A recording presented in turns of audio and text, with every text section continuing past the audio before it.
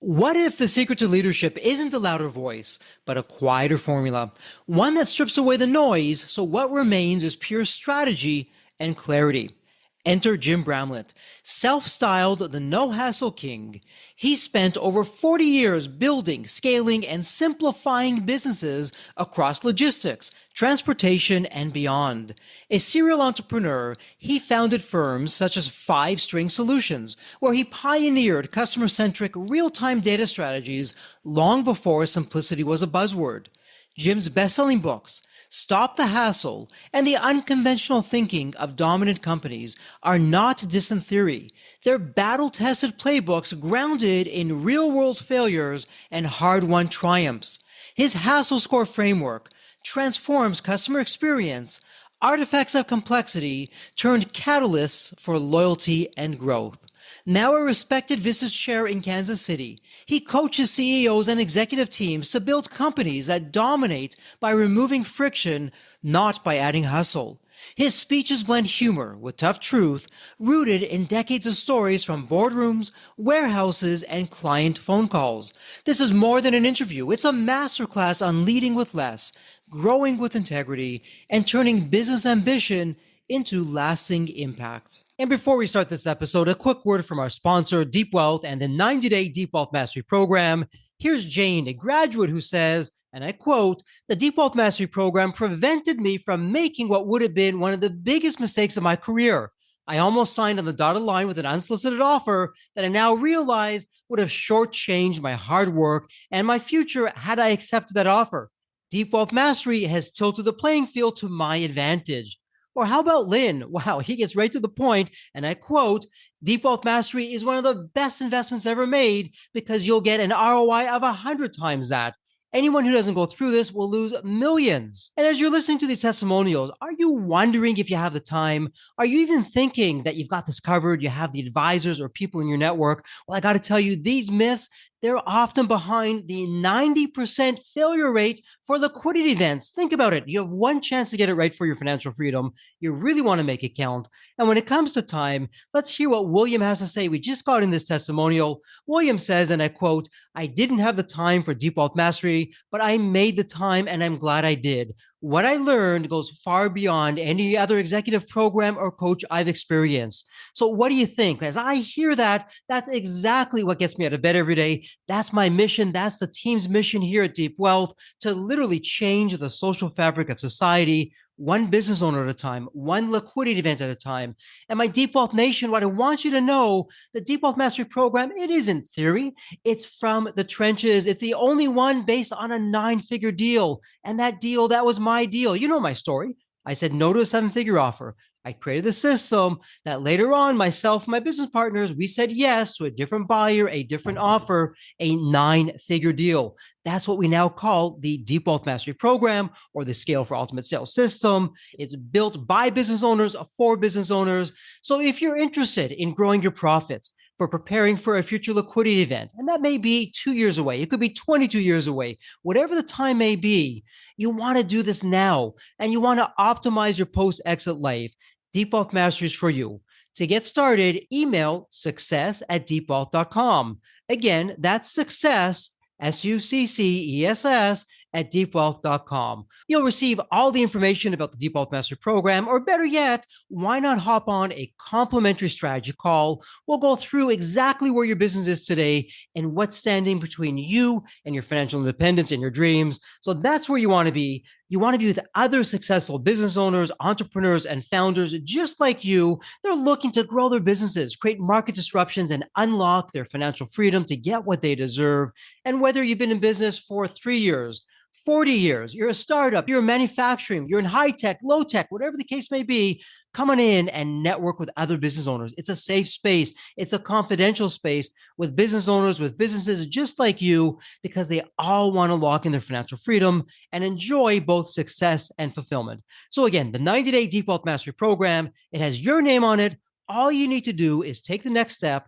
Please send an email to success@deepwealth.com. Deep Wealth Nation, welcome to another episode of the Deep Wealth Podcast. For all you founders, business owners, and entrepreneurs out there, let me ask you a question. Yeah, sure, you're running your company, but are you a great leader? Are you a leader or are you just okay? Where's your answer? I know if you asked the early Jeffrey when I first got going, I don't even think I'd be on the radar. I was not a great leader. That's a whole other episode, probably a series of episodes. But that said, we have a very special guest in the House of Deep Wealth today. You heard the official introduction. Jim, welcome to the Deep Wealth Podcast. It's an absolute pleasure, delight to have you with us. And there's always a story behind the story. What's your story, Jim? What got you from where you were to where you are today? Somewhere in my DNA, I got very enamored with entrepreneurs. My mom had her own real estate business, and my dad ultimately had a business. But I think I saw other business owners and leaders. And being a little bit young and naive, I didn't know their story behind the story and how tough, it is. But it looked very glamorous to me. And so I just got enamored with it. And I started my first business when I was a senior in college. And it was a miserable failure. I was very naive and had some dumb thoughts, a lifelong learning lesson there. But lo and behold, 5 years later, I started my second business. I'm out of college now. I got into trucking and transportation, and I thought, hey, I know this industry, so I'm going to start a trucking company. And much like my first business, I started those just because of me. I had no consideration for, was there demand? A trucking service.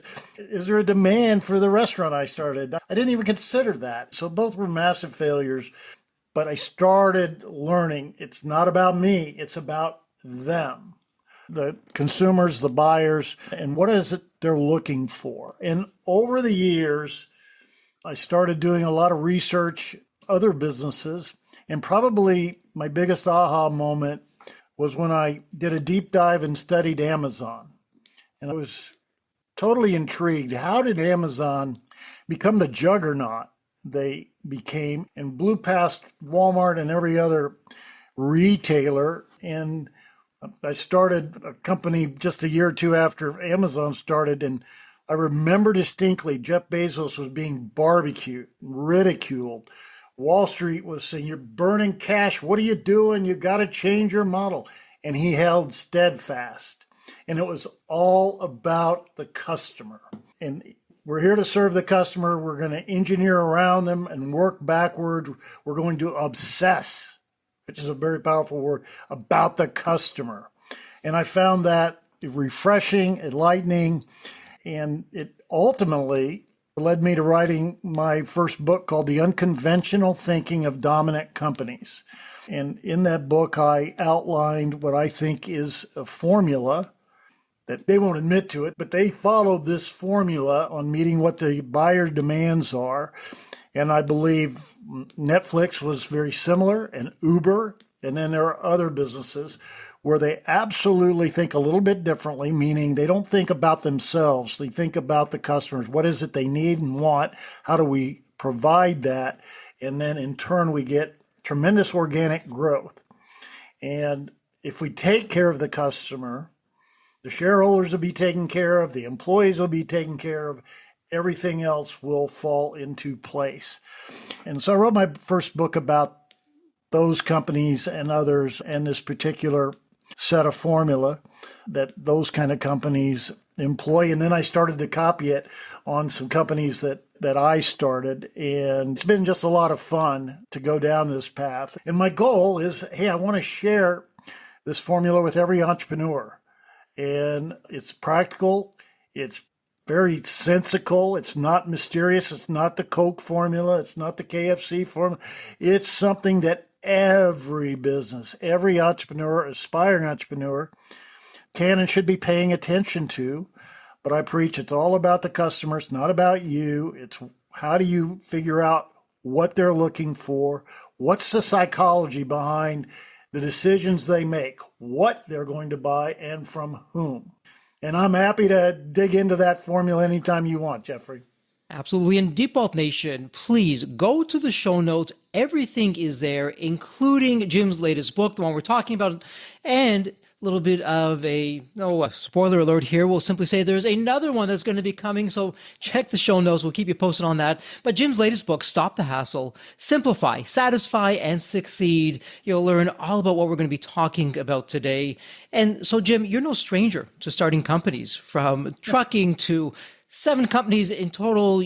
Man, you've been there, you've done that, and you've had some success along the way. But before we go into that, one entrepreneur speaking to another, why an entrepreneur? Were you born like that? Was it your upbringing? Was there a pivotal moment that had you say, hey, I'm going to go out there and become an entrepreneur? What was going on with that?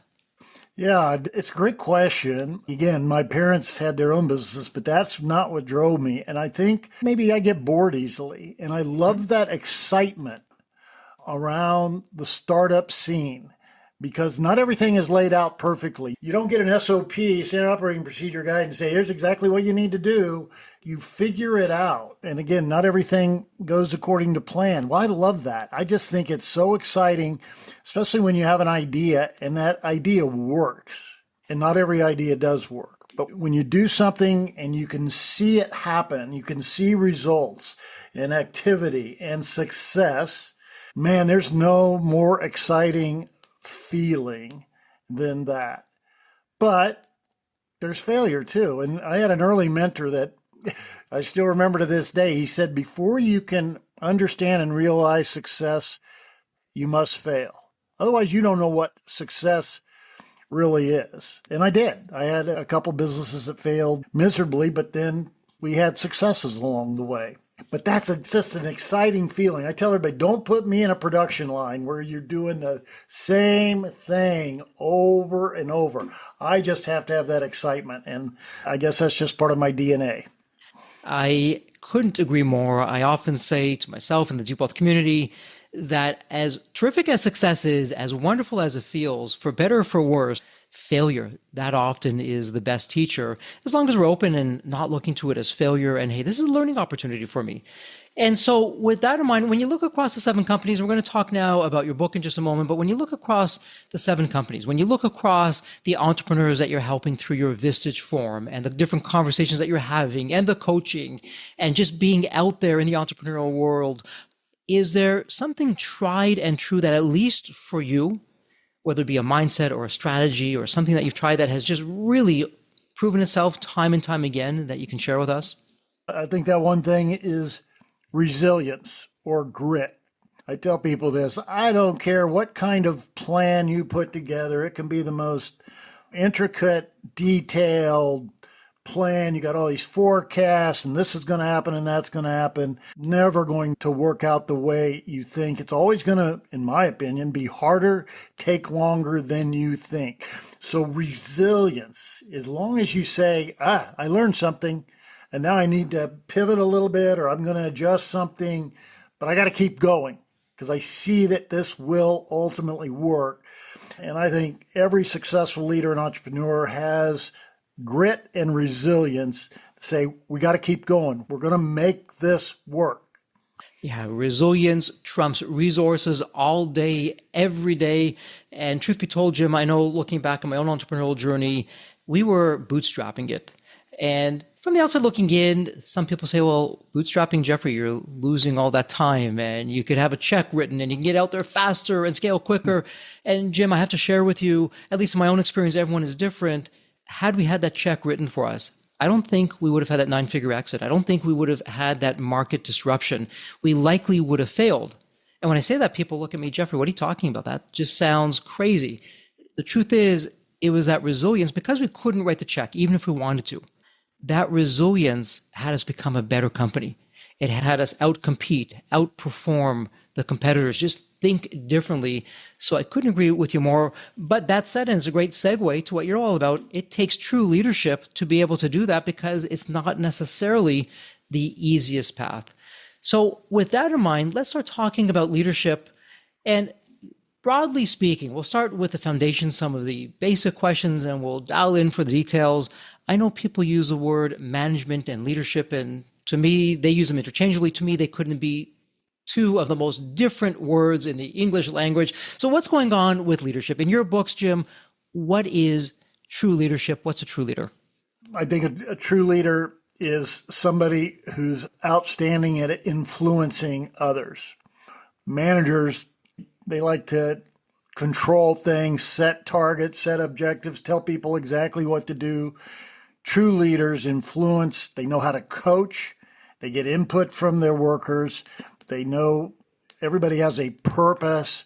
So I agree with you. That's two distinct terms in my mind, manager versus leader. I'm a huge believer that the best leaders are coaches.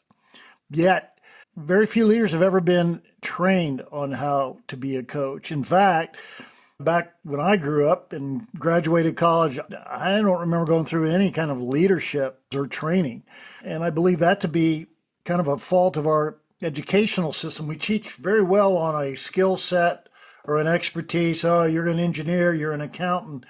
But hey, when you become a leader, now you've got to deal with people. How do you inspire them? How do you motivate them?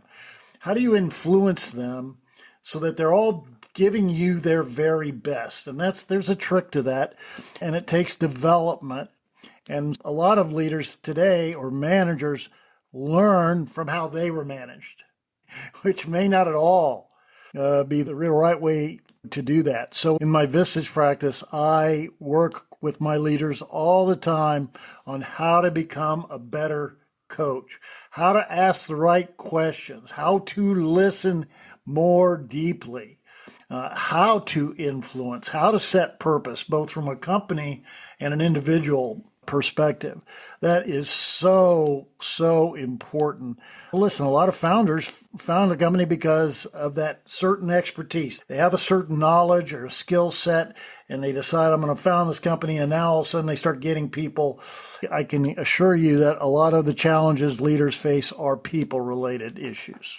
Absolutely. People are everything. You do it right, and wow, some great things ahead. If you don't do it right, that's a whole other story. And so with that in mind, I'm wondering, because one of the things that you're known for saying, business success comes from subtraction, not addition. And so when you're looking at not only yourself and your journey, whether it be your Vistage Forum or other entrepreneurs that you're coaching or helping with, what's the hardest thing for us as leaders, as founders and entrepreneurs, that we need to choose to remove? And I know every company is different. Every entrepreneur is going to be different. But generally speaking, and maybe it's Pareto's law at work here. Yeah, Jeffrey, 80% of the same issues, what some people call problems, I call opportunities, are coming from 20% of these things here. What are these things here that you're seeing in terms of patterns? We had a great speaker at one of my Vistage events talking about employee engagement. And the numbers shocked me. He said a very good average for engaged employees, meaning they're emotionally bought in, they're supportive, they're giving extra. At the best, it's 30% engagement, 50%. So those would be your clock punchers and just showing up.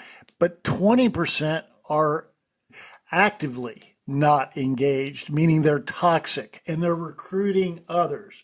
Hey, this is all a bunch of BS and we're not going to put up with this. And you have to remove the toxicity. You've got to have, as a leader, you've got to have a team that's aligned on the same page, rowing in the same direction, and trusting each other. And so when I work with leaders, it's quite often where they don't have the right people in the right seats. They didn't hire well. They got in a panic. Oh gosh, we lost that person, or I got this need and I just have to fill it. And they're filling it based on maybe skills and expertise, and they forget how important it is to be a cultural fit. Will they fit into your culture? Will they be trustworthy? Can they be trusted? Can you trust them? Can they work and collaborate together? We can teach a lot of the skills, but if we don't have the culture right, the team's not going to function as high performing as they could. So the removal part is you've got to remove the toxicity, the people who aren't there to help you get what you're trying to achieve. Yeah, culture is so often overlooked. In fact, that's so important in step 2 of our 9-step roadmap. We call that X factors. And these are things that a company is unique in. No one else really either does it or does it as well as them. Culture is one of them. So as you're speaking about culture, let me ask you this, because one of the things that you talk about dominant companies, and dominant companies are consistently doing something different when it comes to culture, and particularly around the customer experience. What would be some of the different things that someone who in Deep Wealth Nation, they're now listening to us in our fireside chat here. Yeah, Jim, okay, my culture, maybe it's not so great. Maybe it's even toxic. Maybe I never even thought of it before. This is really the first time I'm thinking about that. What should I know to be that dominant company who's getting it right when it comes to my culture to elevate the customer experience? Well, I'm a big believer in customer-centric culture. I'm a big believer in a defined and disciplined, written out culture. I follow David Friedman in CultureWise, and I believe in what he preaches. I believe there's a customer-centric culture. You can have a product-centric culture, and you can have a efficiency-centric culture. And companies like UPS or Walmart are very efficient. You can say Tesla and Apple are product-centric, but then the customer-centric, I give you people like Amazon, very customer-centric. And then you've got those who just don't have a culture. They don't pay attention and it's just kind of chaotic. But I believe very much in a customer-centric culture where you put the customer at the center of the universe. You obsess about them. Everything is geared towards what is it they need? What do we need to improve upon? How do we improve their experience?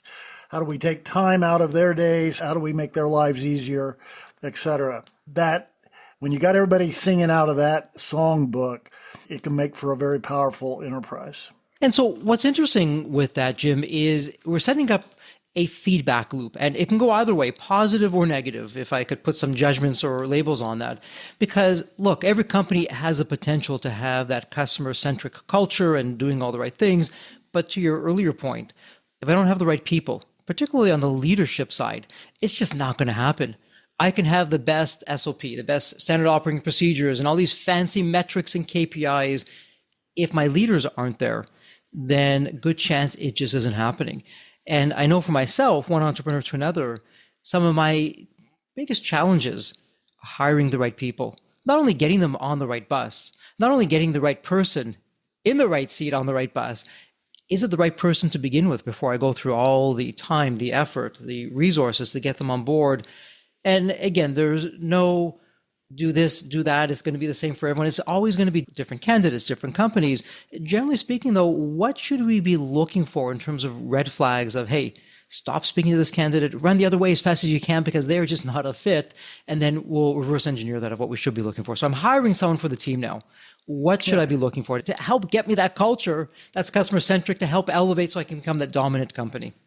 One of the things I emphasize to my leaders is when you are interviewing, try to postpone talking about your culture. What you want to do, you want that candidate to ask about your culture. But if you're out there spewing about your culture, then they're not going to ask, because you want somebody, in my opinion, to be very interested. Tell me about the culture here. What do you believe? How do you act? How do you treat customers? How do we treat each other? And when they ask about it, that means it's important to them. But if you're spewing out front, this is our culture, this is what we believe, you haven't found out how important that is to them. That whole interview process, how they behaved in the past, I have a theory that says not all people are coachable. Those who want to be the best are more coachable than those who want the most. And I've experienced this when you're talking, especially to a salesperson.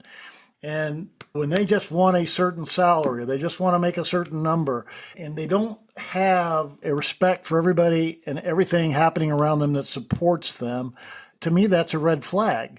And if they come on board sheerly for the money, they will leave for the same reason. But you mentioned leadership, and I use sales as kind of an example. I believe one of the most important duties of a salesperson is intelligence gathering. I want to know, if I'm the leader, I want to know why we won a deal. Yeah, hey, I'm glad we won $1 million deal, but why? Mm-hmm. Okay, I want to make sure we're duplicating that. More importantly, we lost $1 million deal. Why? What happened? What did they go with? What would have taken? And I think too many leaders just are looking for the numbers. I don't want to know that. Did you win the deal or not? Move on. How many are in the pipeline? I think the intel you can gather from the front line, be it sales or customer service, if leadership will listen, it'll give them a good indication of what they need to improve upon to get more sales. So it's interesting. Yeah, if you got the right product, okay, meeting what the customer needs are, it's a whole lot easier to sell. Your salespeople will be a lot more successful if you actually got a product that meets their particular needs. Interesting. And it's playing that patience game where, to your point, we're listening likely more than we're talking. And so what I'm hearing you say is have the candidate ask about the culture. And if they're not asking about the culture, huge red flag. They're not interested in it, probably not who you want. And so they pass the first gate. They've asked about the culture. Okay, I'm checking that box. They are interested in the culture. That's important to them, at least at this stage. That's good news. Moving on from there, what else am I looking for or am I not looking for, as the case may be during that conversation? I believe everybody makes decisions based on their values and beliefs. Okay. So what I want to probe on is what values does that candidate have? What do they believe? And a lot of these values and beliefs come from a very early age in their life, what they experienced in life. And I want to dig deep into their emotional state and what they value, what they believe, which will lead to how they behave. Okay. And that's what I'm really after as a leader. So any questions that you can ask about what they really believe in, what do they value the most, I think will help you discern if there'll be a good cultural fit for you, even before they ask about culture. Interesting. So it always goes back to the person. What are their values? What are their beliefs? They may be interested in our culture. That said, though, they may not have the same values that we have. They may not have the same beliefs that we have, particularly if we're in startup mode and we have very specific values of what makes us us, and we're not going to be for everyone. And we want people to self-select themselves out. Thank you very much. Save me some time and some effort. So I'm with you on that. So it's interesting hearing where that's going and what that's doing. And what's interesting as I think about this, Jim, that one question that they're asking, tell me about your culture. We can have all the personality tests and get very sophisticated and all these other kinds of things. That's one key indicator that we're looking for. Is that happening? Is it not happening when it comes to culture? Because it really starts from the top down. We get it right with the leadership, then all the way through the rest of the team, all the way through to the front line will ultimately reflect what's going on in terms of their view on the culture, what we're doing as a company. Absolutely. And so let's talk about something you introduce in the book, the Hassle Score. And again, Deep Wealth Nation, please go to the show notes, click on the link, pick up a copy of the book, read it. You'll come out of it a whole lot better than what you came into it. So Jim, someone who's new to the Hassle Score, what would you want them to know about that? Why is that important? Where is this coming from? Sure. Okay, I want to get into the 4 pillars, or in other words, buyer psychology. What makes buyers buy what they buy and from whom? I believe we buyers, and by the way, everybody listening, we buy things. We're not professional buyers, but we buy things almost every day. So what triggers us to buy what we buy and from whom? And I believe it's 4 major categories. Number 1 is convenience.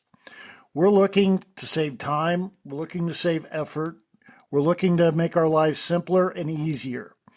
We're going to buy coffee probably en route to our work versus go out of route because it's more convenient.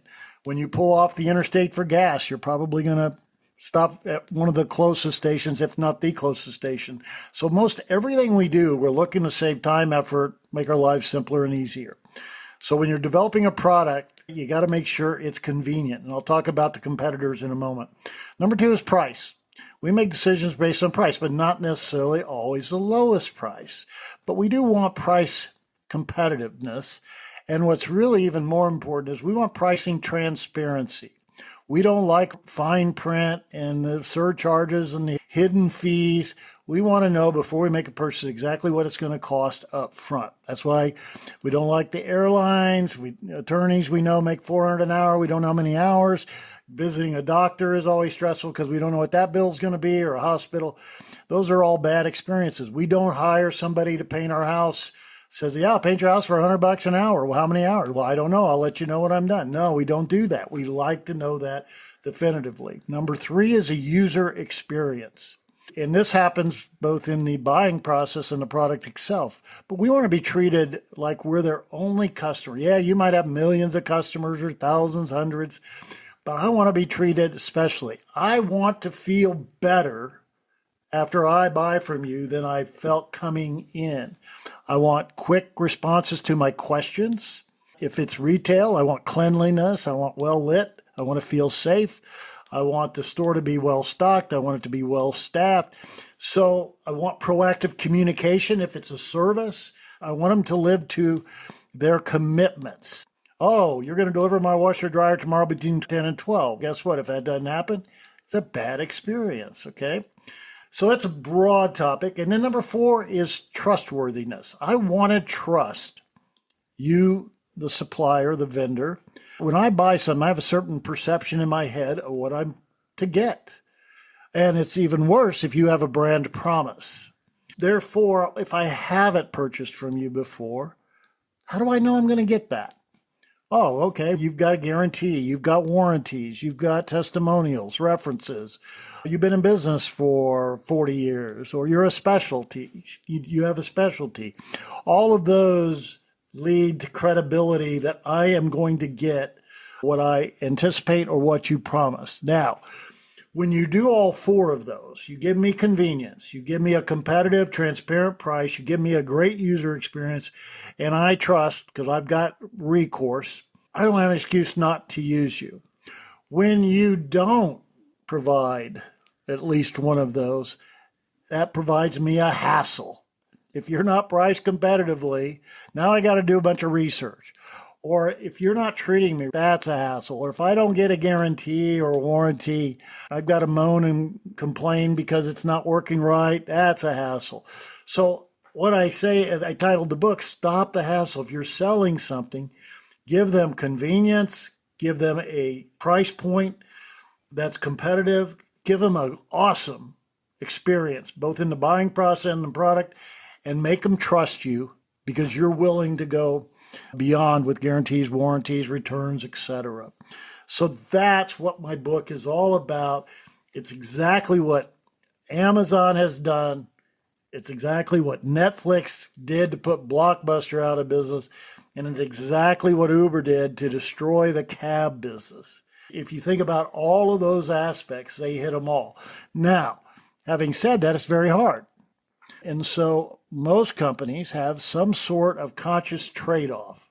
Well, if I'm going to save you time, I'm going to charge you extra. Or if I'm going to give you a great experience, I'm going to charge you extra. Or if I'm going to charge you a very low price, we're going to have dirt floor. We're going to have some sort of trade-off. And when you have a trade-off, that's not terribly a bad thing, but now you have to target that segment of customer who appreciates what you do provide more than the other. Jiffy Lube's a trade-off company. I'm going to get my oil changed without an appointment in 15 to 20 minutes, but my trade-off, it's more expensive. Aldi's, I can get in there and get really low prices on grocery items, but I'm not going to talk to a baker or the produce manager or the deli. They don't have that. Oh, and bring your own quarter for the cart and bring your own bags. That's the trade-off. But a lot of people say, yeah, I'm driven by price. Now, my personal value system, I personally am driven by time. If you can save me time, because I think it's our most precious commodity, I'm going to probably pay more than that. I don't want to, but I will.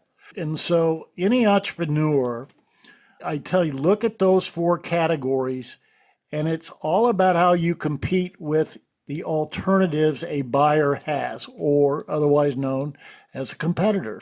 How do you stack up against your competitors on convenience? Are you saving your buyers more time in the buying process or the product and/or product? Are you saving them time and effort? Are you simpler and easier? And if you just think about the technology category. Technology by its very nature is probably saving somebody time, saving effort, hopefully making their lives simpler and easy. It's the foundation by which that whole vertical exists. And so if you're an entrepreneur, name the top 3 competitors or alternatives you have and figure out, are you more convenient? Do the same on price. Are you priced competitively? Are you 100% transparent up front so that your buyer knows exactly what their outlay is going to be before they make the purchase? Then what's your user experience compared to your competitors? Matter of fact, you ever bought from your competitor? What's that like? How do they treat you? Is it a bot that's answering questions, or do you get to talk to a human? And then what's the trust factor? What kind of warranties or what kind of guarantees, if any, do you have? Are they real? What about your competitors? It's really all about beating your competitors on the criteria we look for the most: convenience, experience, price, and trust. And when you do that, you're going to win. And what's interesting with that is as you go through the four pillars, I would suspect Default Nation, have you even thought about that for yourself? Are you even positioning yourself in the marketplace among one of those things? So as an example, early on, Jim, one of my mentors said, Jeffrey, it's never price, it's always value. You could be the lowest price, but the lowest value. People just aren't going to go with you. You could be, quote unquote, the highest price, but you're also offering the highest value. And maybe not everyone's going to go with you, but you're making your case of why they should. So I love with the four pillars what you're talking about. And really, for you, someone like yourself, Jim, you value time. And let's just make this up, a quick thought experiment in one of your companies. Okay, I value time. The target market, they value time. I'm going to communicate that in my outreach, in my sales pitches, in my marketing, that you'll use better wording. We're not the cheapest, but we provide the best value. We're going to save you a lot of time and have that come through. Thoughts about that? Oh, absolutely. In my book, I have a whole chapter on messaging and value propositions. And so what is it we value? Guess what buyers value? They value convenience. They value cost. They value their experience, and they value trust. So in a value proposition, hit them right between the eyes on what you're going to do for them relative to saving them time or effort, or, hey, we're going to save you money, or you're going to have the best experience you ever had, or you can trust us, guaranteed, etc. And in my book, I have countless examples of companies who have used that. But what I find, Jeffrey, is all too often companies on the landing page of their website, where that should be their value proposition, they have a feature proposition.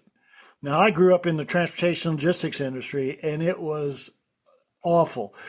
Everybody's website was, we have 100 trucks and we service Kansas City. I don't care. I have my problem. I value on-time delivery. I value being charged properly. I value good customer service. I value my shipments not being damaged. That's what I value. I don't care you got 100 trucks and you say. So you have to talk in their language. What is it they value? That's another thing. When I talk to entrepreneurs, we're fulfilling an unmet need. What is that need? I can tell you. It's convenience, price, experience, and trust. Or my least favorite is, well, we're disrupting an industry. Oh my gosh.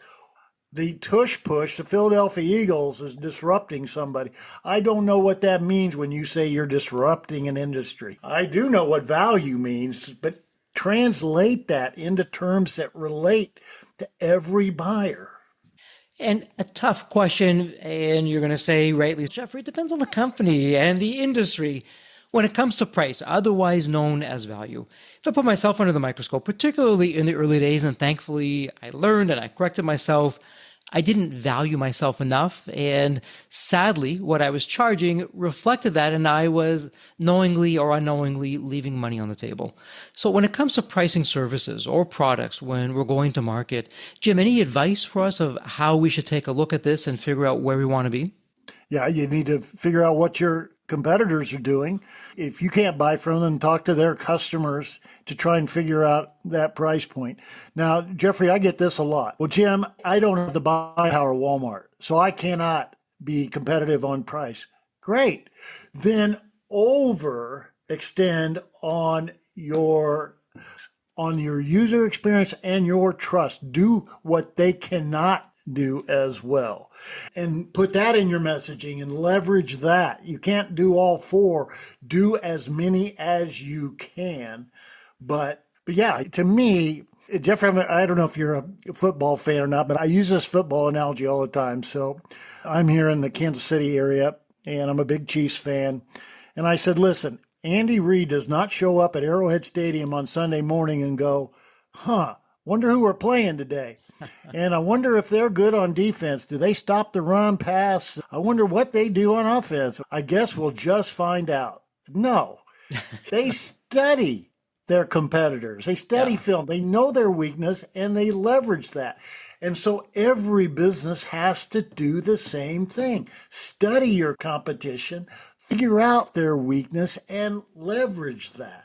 And here's where, and you aspiring entrepreneurs, if you want to do a startup, find a business or an industry that isn't being very convenient, isn't priced appropriately, isn't giving the right user experience, or can't be trusted, you're opening to being successful because you're leveraging a weakness somebody already has. That's the kind of business you don't start a restaurant like I did because I like to cook. It's not about you, it's about them. And Jim, as you're talking about that, the wheels are turning. I'm actually thinking of The Unconventional Thinking of Dominant Companies, your first book, because there's something in there that you said that's actually bringing me back to Stop the Hassle. So let me ask it because to me, they're so connected. So in Unconventional Thinking of Dominant Companies, you're talking about different kinds of things, but one thing that you do talk about is mindset shift. That's what separates a winning company from the rest. And different companies is going to be different mindsets. That said, if you had to pick a mindset that would be more applicable to listeners of Deep Wealth Nation, to your Visage Forum, to entrepreneurs in general, is there one that comes to mind? It's low-hanging fruit. They can take this out of our time together today, even begin to apply it with their own mindset, their company, their leadership team, their frontline employees all the way through. Any thoughts that come to mind with that?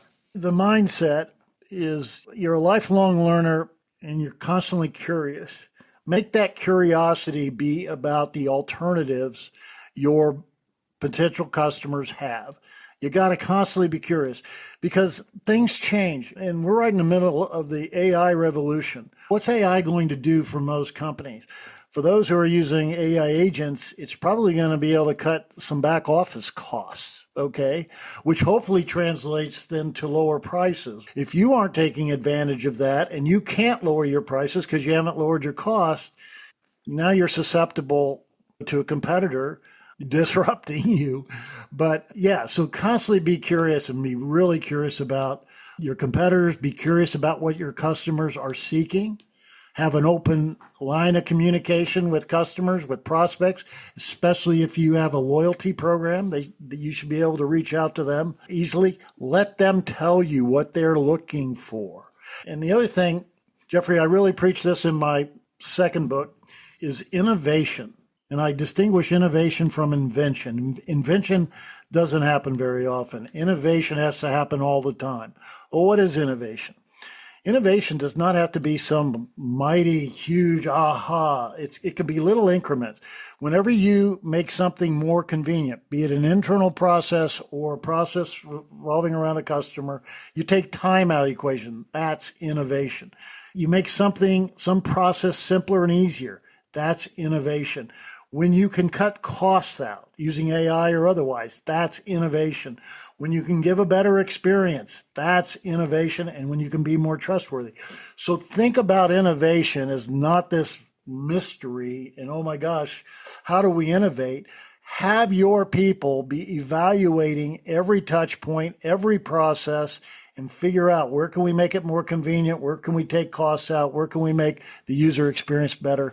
That will be innovation, and you constantly have to be doing that. Because if you don't, a competitor is going to see that as a weakness and maybe come in and figure it out for you. Absolutely. And my spin on that is innovation. Hey, when we stop innovating, we're putting ourselves out of business eventually. It's going to happen sooner than later. Innovation, though, also goes back to culture. Do we have a culture that's open to innovation? And then I'm going to tie that to, it's a subtle play on words. It's experimentation. Hey, let's do a quick experiment. I don't know if it's going to work. Maybe it won't, but why don't we try it, see where it goes? And that's where some of the best innovation is going to be coming from. Let me circle back, though, before we go into wrap-up mode. Artificial intelligence. You already referenced it. It's making headlines every single day. What we talk about now will likely be out of date a week from now or a month from now. But that said, where we sit today, as we record this, when it comes to artificial intelligence and leadership specifically, for growth, profits, success, the 4 pillars. Where's AI now? Where do you see it taking us? How can I leverage that? Oh, man. I definitely believe AI using agents in the back office in a number of applications, be it ARAP. I've got one of my members who has inventory agents, forecasting agents, procurement agents. All of those taking costs out of that back office enables you to operate more efficiently. I'm not a big fan of increasing the number of chat bots because I think that can be frustrating. So you can almost reach overkill because I think you got to evaluate the user experience and balance there. But looking in my crystal ball, oh, I wish I could say, I read the articles like you. Hey, unemployment can be 10 to 20% because AI agents are going to take so many jobs. College graduates are having trouble getting placed. I think it's going to be amazing what happens in the realm of healthcare and research, and college education could change. You may not need to go to college. You may have courses just online from home that are as good or better than what you can get in person. And so what I encourage my leaders that I work with, be constantly curious, talk to your peers, study, talk to potential vendors, keep an open mind because this is such a game changer. But I don't know. I think 5 years from now is going to be totally different than it is today, but I can't tell you exactly how. Yeah, you're so right. Jim, I'm going to date myself with this next observation or comment, but it ties back into artificial intelligence. It ties back into being curious, doing the experimentations, having the culture. So once upon a time, there was this company called Microsoft that was being led by Bill Gates, who almost went out of business because they missed this little thing called the internet. And wow, did they play a lot of catch up? But what was interesting, when artificial intelligence started to come on stream, Microsoft learned a lesson because they were one of the early investors and they're right there with AI. And we can debate whether what they've done is great or not on the AI side, but they're certainly one of the early adopters now. And they took that lesson in, and lesson well learned because it's helped keep them ahead of the pack and doing what they're doing.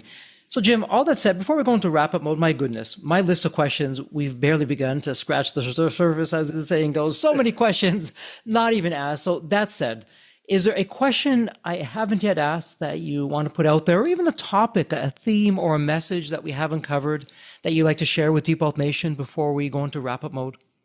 Yeah, I say this. I preach product. I'm a big Marcus Lemonis fan. If anybody knows Marcus Lemonis from the show The Prophet, where he would go in and research companies, and he was always looking at people, us, and product. And if you had those three, then he might make that an investment. I believe product leads. If you don't have the right product, and by product I mean being convenient, priced correctly and competitively, and giving a great user experience, which everybody controls the most, and having a great trust, I don't know if process and people will matter. I think product is so important, and everybody can take these 4 pillars and apply it. But product alone won't do it. You have to have the leadership and the team and the culture to complement that. And if leaders aren't listening to their front line, if they don't have a line of communication to customer service and sales and people on the factory floor who have great ideas, and if you're not asking them the right questions, what should we be doing? How can we improve? How can we cut costs? How can we provide better customers? If you're not asking, you're missing a tremendous opportunity. And so you mentioned it earlier, customer-centric culture takes everybody because there's so many touch points. It's a tough job being a leader, but you've got to incorporate your team. You got to trust them. You got to ask them, and you got to act on what they tell you.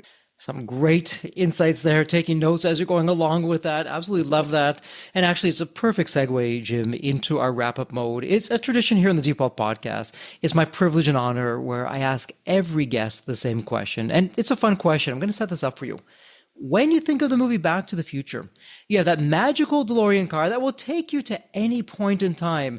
Jim, it's tomorrow morning. This is the fun part. You look outside your window. Not only is the DeLorean car curbside, the door is open and it's waiting for you to hop in, which you do. You're now going to go to any point in your life. Jim, as a young child, a teenager, whatever point in time it would be, what would you tell your younger self in terms of life lessons or life wisdom? Or, hey, Jim, do this, but don't do that. What would it sound like? I think I'd want the DeLorean to zip me back to 1972 when I graduated high school. I would probably maybe choose a different education path. I started out at a university that was an engineering university. I didn't have the aptitude, so I took economics because I didn't even know what economics was. But I learned, well, you're either going to work for the government or teach, and that was. And so then I went into marketing. Well, guess what? When the internet came out, it completely changed marketing. I graduated in '76. I was learning how to place newspaper ads for grocery stores, and it's like, you got to be kidding me. I wish I had, if I'd set the clock back, I would probably take a little more disciplined educational approach into something a little more scientific than marketing. Yeah, interesting. So you'd be telling yourself, hey, in addition to the marketing, take some discipline kinds of courses just to help with the thinking, the insights, how you approach things. Is that? Computer science, or I wish I would have known more from a technical standpoint as I'm coming up career. Some terrific insights, and Deep Wealth Nation, some great advice there. Where are you, Deep Wealth Nation, on your technical skills? Are you brushing up? Are you keeping up to date with it? It's changing so quickly, Jim. That's very timely, very topical. And that said, Jim, as we wrap things up here, someone in Deep Wealth Nation, they have a question for you. Maybe they want some coaching from you, or they're local. They want to go into your Visage forum, or they just want to speak with you. Where would be the best place online to reach you? My website is my name, jimbramlett.com. I'm a very active LinkedIn user, and I love engaging people, especially entrepreneurs. Anything I can do to help, I'm going to do that. So jimbramlett.com or LinkedIn, Jim Bramlett, and reach out. I love it. And Deep Wealth Nation, the great news, it does not get any easier. Go to the show notes. It's all there. It's point and click. Jim, congratulations. It's official. This is a wrap. And as we love to say here at Deep Wealth, may you continue to thrive and prosper while you remain healthy and safe. Thank you so much. Thanks, Jeffrey. So there you have it, Deep Wealth Nation. What did you think? So with all that said, and as we wrap it up, I have another question for you. Actually, it's more of a personal favor. Did you find this episode helpful? Have you found other episodes of the Deep Wealth Podcast empowering and a game changer for your journey? And if you said yes, and I really hope you did, I have a small but really meaningful way that you can actually help us out and keep these episodes coming to you. Are you ready for it? The dramatic pause. I'll just wait a moment. Drum roll, please. Subscribe. Please subscribe to the Deep Wealth Podcast on your favorite podcast channel. When you subscribe to the Deep Wealth Podcast, you're saving yourself time. Every episode automatically comes to you. And I want you to know that we meticulously craft every one of our episodes to have impactful strategies, stories, expert insights that are designed to help you grow your profits, increase the value of your business, and yes, even optimize your post-exit life and your life right now, whatever you want that to look like. And every time you subscribe and a fellow entrepreneur subscribe, it's a testament to how together, yes, we are changing the social fabric of society. One business owner at a time, one liquidity event at a time. So don't let the momentum stop here. Subscribe now on your favorite podcast channel. You'll never miss an episode. You'll be the first to hear from the top industry leaders, the innovators, the disruptors that are really changing and shaping the business world. And maybe you're commuting, maybe you're at the gym, maybe you're taking a well-deserved break that we spoke all about on this episode. The Deep Wealth Podcast, it's your reliable source for the next big idea that could literally revolutionize your business. So once again, please hit that subscribe button, stay connected, inspired, and ahead of the curve. And again, your next big breakthrough moment, it might just be one episode away. Maybe it was even this episode. So all that said, thank you so much for listening. And remember, your wealth isn't just about the money in the bank. It's about the depth of your journey and the impact that you're creating. So let's continue this journey together. And from the bottom of my heart, thank you so much for listening to this episode. And as we love to say here at Deep Wealth, may you continue to thrive and prosper while you remain healthy and safe. Thank you so much. God bless.